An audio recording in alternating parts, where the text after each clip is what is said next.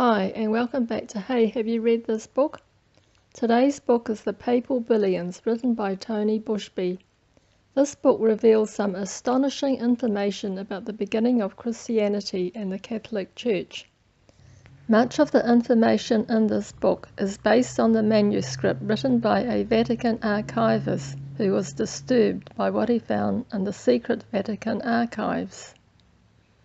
The story of how the Catholic Church accumulated so much wealth has no parallel in history.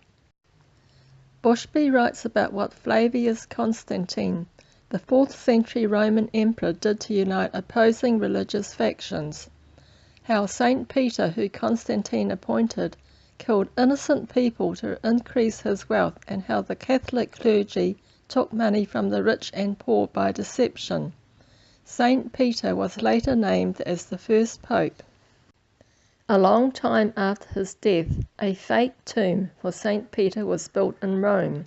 Popes would promote pilgrimage to the tomb, and people would give the church money and land in exchange for remission of their sins. In the 6th century, Pope Gregory, who called himself Gregory the Great, preached that the world was coming to an end, so that people would leave their assets to the church. Pope Gregory became Europe's richest man and its largest slaveholder. The church placed itself above kings, emperors, and nations and became heirs to vast territories.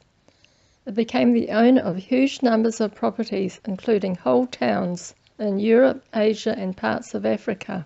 It forged documents which it claimed to be decrees of early popes and councils. The church even had its own army. The church devised several money-making schemes over the centuries. One of these schemes was selling fragments of the true cross to the ignorant. Enough wood was sold to construct a large ship. Even packets of powdered milk, which was claimed to be from Mary's breast, were sold. Mary's hair and teeth shed from infant Jesus were displayed in several churches. Several churches simultaneously exhibited severed heads of John the Baptist. Statues of Jesus and Mary had fake superpowers, such as being able to wink, nod their heads, and move their arms. The denunciation of heretics was a major source of income for the church. A bishop could declare that someone was a heretic, then seize their property. At certain times in the history of the church, there were multiple popes with their own armies, all scheming to gain control of the riches and income of the church. The church suffered a setback when King Victor Emmanuel was proclaimed the first king of Italy in 1861. The king was intensely anti-clerical and was successful in confiscating the ill-gained papal states. The church was only left with 108 acres of the Vatican City. However, successive popes believed that the former papal states were rightfully theirs and claimed for compensation from the Italian government. In 1929, the Lateran Treaty was signed and the church received the equivalent of over $1 billion, and Pope Pius received an undisclosed sum. The Pope appointed Bernardino Nogara to safeguard the church's newly found wealth, so that it would not be used to feed the hungry or shelter the homeless. Nogara invested in companies, and the buying and selling of investments multiplied the church's millions 100 times.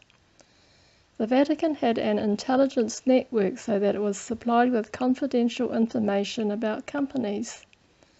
The Vatican had acquired hundreds of companies, including those in the tourist industry, electronics, clothing, toys, publishing, textiles, mining, steel, fertilizer plants, timber, ceramics, railroad, telecommunications, weapons, residential property, and shopping centers. The church and Hitler made a deal to support each other. Hitler guaranteed the church its special privileges, and the Catholic priests swore that they would pray publicly for the Nazis. When Pope John Paul I came to be the head of the church in 1978, he tried to reform the church to help the underprivileged. He wanted to reduce the salaries of the cardinals who were living in luxury in sprawling mansions and palaces, each with hundreds of servants.